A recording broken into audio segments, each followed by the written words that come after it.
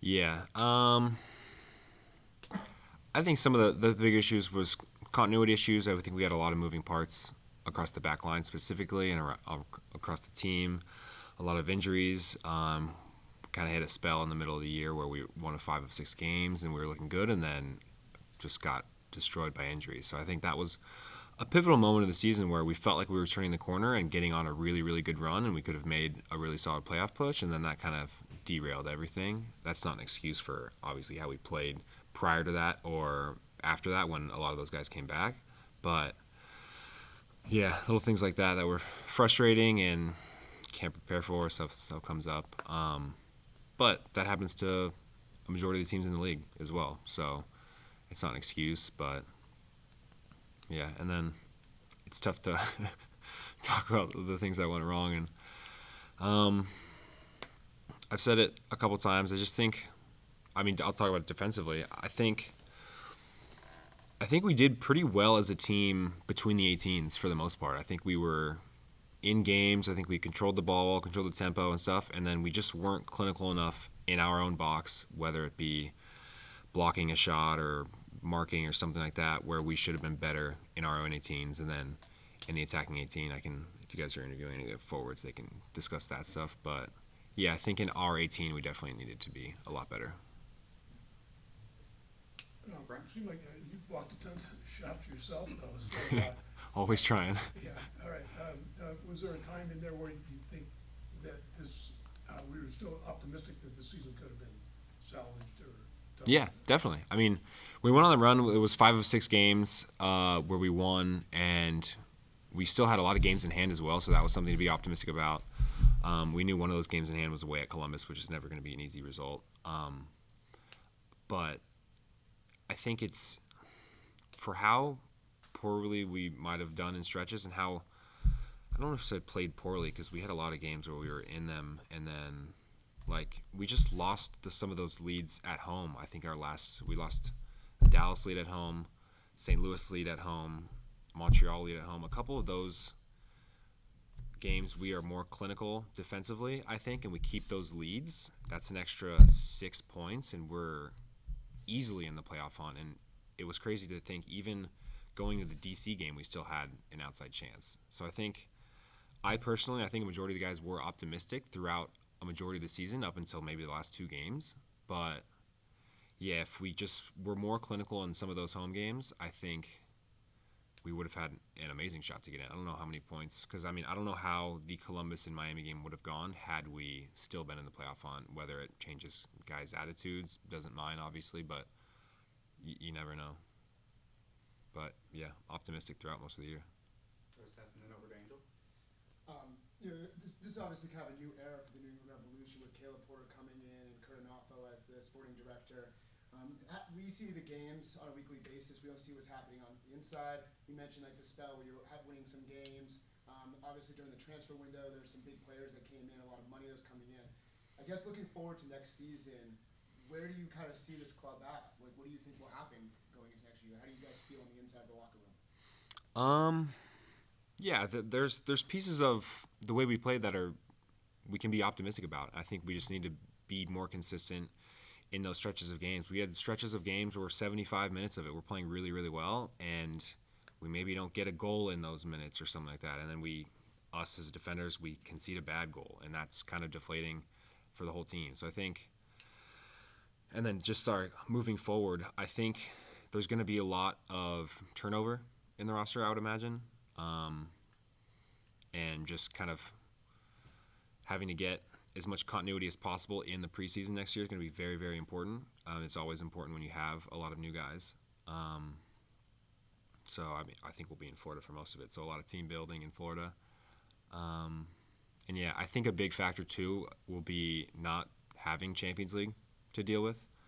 I mean, I think 6 of our first MLS games were sandwiched between 2 CONCACAF games, and I personally was getting a little leggy towards the end of that trip, especially traveling to Panama, Costa Rica, Mexico, like 9-hour flights, and then turning around and flying 9 hours to DC and playing like 72 hours later is definitely not ideal.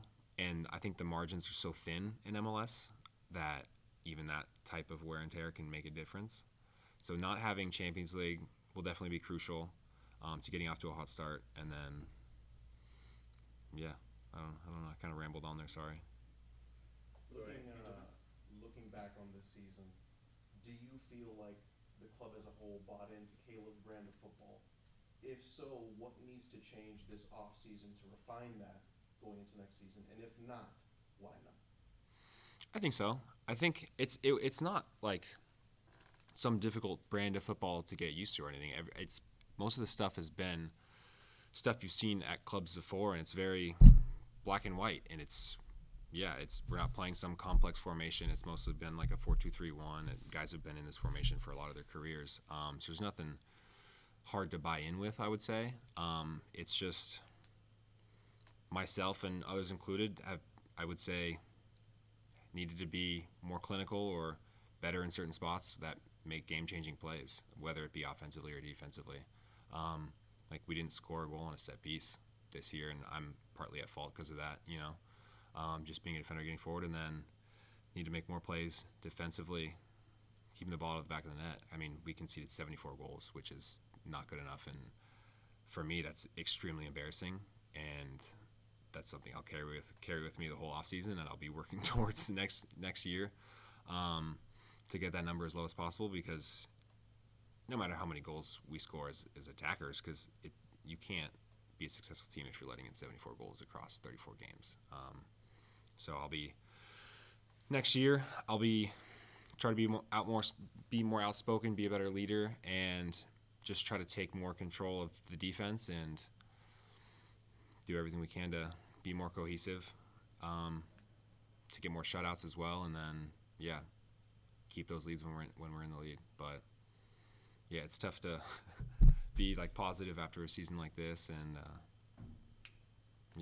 don't know. Or did I answer all of it, or was that something? No, Okay, you did. sorry. I'll ask another one after you. Okay. Go to Nick and we can go right back in. Yeah, I was just going to say, because I know at the start of the season it was a bit of a competition for places, but certainly by the end of the year, it seems like the lock had started. How do you reflect on your own season, your own performance? And I know you've hinted a bit, but just kind of for yourself, what are you reflecting on? What are you taking into the off season? It's tough. It was definitely a tough season. I would say, personally, I would be proud of the way I fought throughout the season. A lot of ups and downs, but 100% effort in every single game, whether we were winning 2-3-0 or losing 5-0. I fought and battled and was scraping till every last minute of every game. That's something I could control, and that's something I'll always kind of give and control. I would say, it's tough to be optimistic, or not optimistic, but it's tough to be proud or happy with anything individually when things went so poorly as a group, and it's tough to, maybe in a few months I'll feel differently, but we just came off the Miami game of 6-2, so it's been incredibly depressing. Even though it is Messi and Suarez, it's still not even close to good enough from my perspective. I don't know. I would like to think there were good spells, but I think, I don't want to be too positive when it was a tough year. Sorry. You talk about cohesiveness earlier in Yeah. defensive line specifically, Mhm. and now I hate bringing up the Miami game after what you just said, but Oh, it's all good. people think cohesiveness, the casual fan, is only on offense, and you see it with Miami. Those guys have played together for so long overseas, and you can tell they know where they're going to be. But for you guys as a group on the defensive line, how important is it going to be to get on the same page early next season, so by the time you hit October or September next season, you're on a similar level at least? Yeah. No, it's huge. So much of defending is communication, and then so just having open lines of communication with me as the left center back, of talking to my left back and right center back and the sixes in front of me. I have to be talking constantly, and if I'm speaking another language with another player as well, it's difficult. So just kind of getting used to what they might say in another language even. So stuff like that, which takes time. And then there's games where you're playing in front of the supporter section where it's incredibly loud, and I can be screaming at somebody 5 yards away from me and they can't hear me. So just knowing tendencies of certain players of like they usually like to step in a certain position, or I need to slide here. It's just when you can't talk or hear each other is massive, and sometimes all it takes is just one of those plays in 90 minutes where they score off of that. So cohesiveness is incredibly important, and then obviously for the offensive guys, they're not really talking as much offensively, but they're just knowing where each other are going to be. That's obviously helpful. But yeah, from a defensive aspect, I think the amount of times we had to rotate back lines, center backs, outside backs throughout the year was one of the most I've ever had. So it's definitely tough. And then you have guys playing new positions at sometimes. So yeah, but I think if we have guys who are bought in, working hard, communicating, we're watching film together, all that stuff, I think you'll see a lot better product next year. Do you think you have those guys in the locker room right now? Yeah. Do you think that? I mean, we're going to have, I'd imagine, some turnover. So it's going to be a lot of guys in the locker room, and then bringing in new guys and working on those relationships as fast as possible. We got time for a couple more. Let's go back on here. Hayden and then Seth. I guess you mentioned next year. Have you, I know they have a couple more weeks to make some of those decisions roster-wise. Have you spoken to Caleb or Kurt or club leadership about, I guess, your future at the club? Yeah, I mean, I had my exit meeting yesterday. My option was picked up, so it triggered through like in the middle of the year. So yeah, just excited, and I'm already. It'll be nice to have a little break, but I'm already, with how this season ended, I'm so excited to start a new season and kind of forget about this season. And then I guess just to follow up, obviously, at the start of the year when Caleb came in, it seemed like you weren't necessarily kind of one of his guys that he would go to in the lineup, but that changed over the years. So I guess this season, obviously, results aside, does that kind of give you maybe long-term optimism if you can't find it in the short term? Yeah, I mean, it's something I've honestly seen throughout my entire career. It happened to me in college. It happened to me my first years at Galaxy, where I was just the homegrown kid at Galaxy, and I was just on league minimum, and they would bring in some expensive signing from Europe or South America, and by the end of the year, I would be starting over them. And then we'd have a new coach come in, they would bring in some guy, and he was expensive, and then by the end of the year, I would be starting over him. So I think it's taken me a while sometimes to win over coaches, but I think through consistent play, being a good teammate, always working hard, that's usually helped, I would say. I mean, I would hope it would help in every industry, not just in soccer. But especially as a position as a defender, somebody you can trust and depend on is definitely valuable, versus an attacker where maybe you're bad, but then other games you're amazing. You score 2 goals. That you need a different kind of player or skill set as an attacker. So I think being someone that they can trust, independable, consistent, available as well, I think has hopefully earned me trust with Caleb, and it's something that I've seen across my whole career, like I mentioned earlier, so it's something I'm used to. Let's take one more.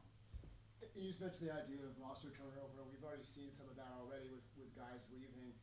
This locker room obviously dealt with a lot. I'm not necessarily, you have to go back and think about that, but do you think that some of the roster turnover is necessary to happen, and how do you reflect on some important guys leaving this club over the last year or so? Yeah, I honestly haven't seen anything, so I don't know who's publicly out or not yet. Jones and Kessler and stuff. Oh, like that. okay. You mentioned that probably more people maybe, but nothing public yet, I don't think. Oh, okay. Yeah, that's news to me. Yeah. Yeah. Sorry, what was the question? I got sidetracked when it. So when you're seeing this turnover, do you feel like that some turnover was necessary to go into this new regime, and how do you reflect upon it when you're seeing some of these important guys leave the club?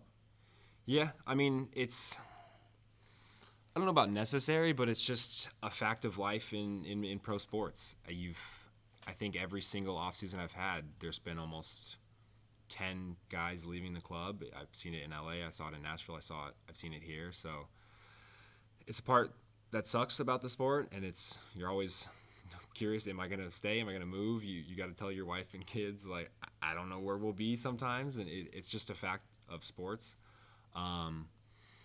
So I don't know if it's necessarily necessary, but it's going to happen undoubtedly, and I'm excited to see who we bring in, and wishing honestly nothing but the best for her guys who leave, because throughout the year, even though it's been a tough time, we have a really good locker room. I think guys have banded together, and it's just for how tough this year was. I think we still kept a decent amount of optimism and just a good group. There wasn't guys turning on each other or anything like that, outside of like normal disputes you see kind of throughout a year. But yeah,